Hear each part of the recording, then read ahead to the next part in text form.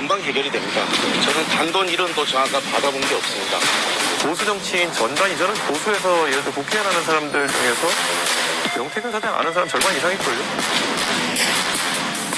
한테 뭐 이제 저랑 명태균 씨랑 뭐 오래 알고 지냈으니까 뭐가 있지 않을까 해서 저는 명태균 씨랑 돈도 거래도 안 하고 이번에도 윤석열 대통령을 쉽게 무너뜨릴 수 있다고 생각해가지고 남이가 하겠냐 기분이 나빠져가지고 근데 그 꼴이 난 거예요 실제로 지금. 현안에 대해서도 조금 여쭤볼게요. 예. 저 명태균 씨 논란이 예.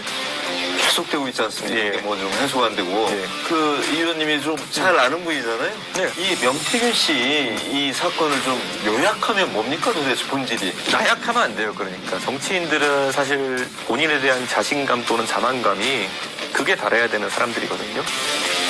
그러니까 예를 들어 저한테 뭐 이제 저랑 명태균 씨랑 뭐 오래 알고 지냈었으니까 뭐가 있지 않을까 해서 계속 이제 의혹들 막 쏟아내고 하지만 저는 명태균 씨랑 돈도 거래도 안 하고 그래도 명태균 사장이 저한테 뭐 선거에서 이런 게 좋아하면 저는 아니면 그냥 말하는 소리 하지 말라 그러고 이렇게 하는 스타일이거든요.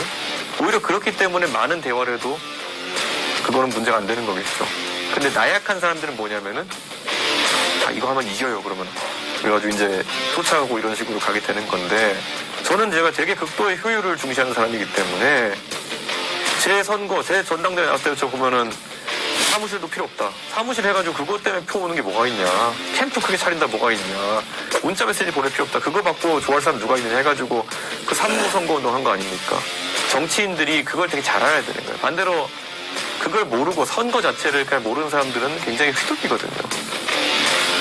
내가 무슨 이 사람이랑 다니면 몇십만 표가 몰려오느니 그렇게 세상에 쉬운 선거는 없습니다.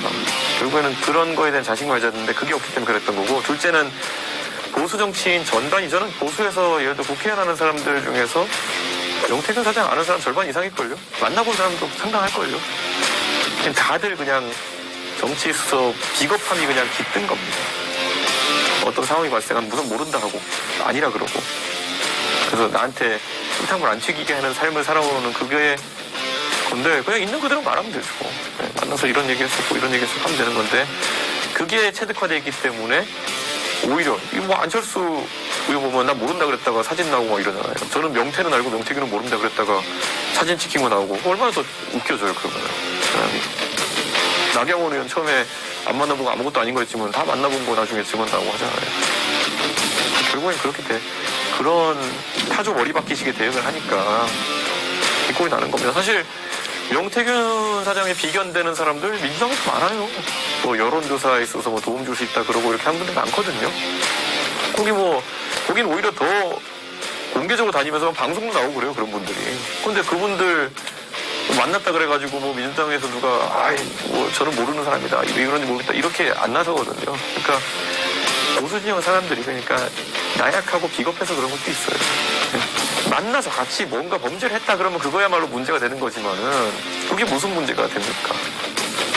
근데 그런 거 있어가지고 그냥 그저 팬님같이 대응하니까 그런 겁니다. 야당에서는 김건희 여사 둘러싼 여러 가지 의혹에 대해서 불기차이즘 특검법 뭐 해야 된다 이렇게 얘기하는데 뭐 해법이 없을까요? 저는 야당이 이제 기고만장했으니까 저희도 야당의 일원이긴 하지만 민주당이 특히 기고만장했던 게 뭐냐면은 2016년 탄핵의 경험 때문에 그런 건지 이번에도 윤석열 대통령을 쉽게 무너뜨릴 수 있다고 생각해가지고 이것저것 산발적으로 던지는 것 같아요.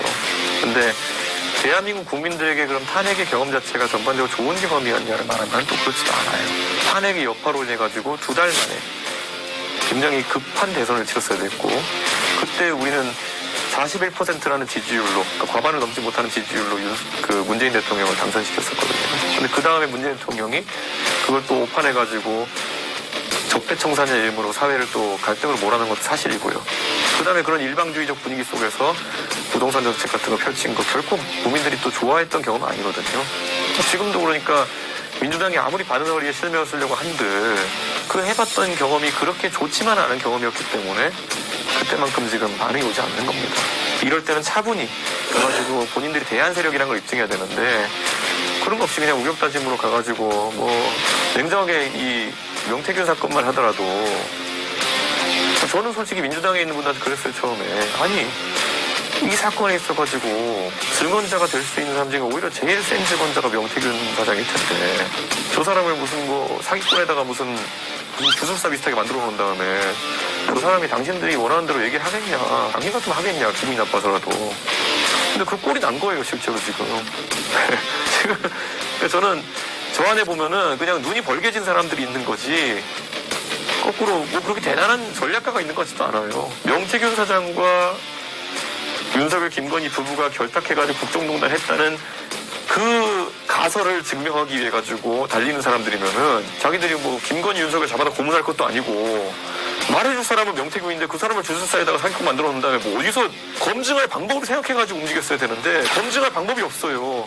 지금 그러면 남은 게 뭐냐? 명태균 사장이라는 사람이 있었던 일 주저주저 얘기했던 강혜경이라는 분의 증언으로 이걸 하려는 거잖아요.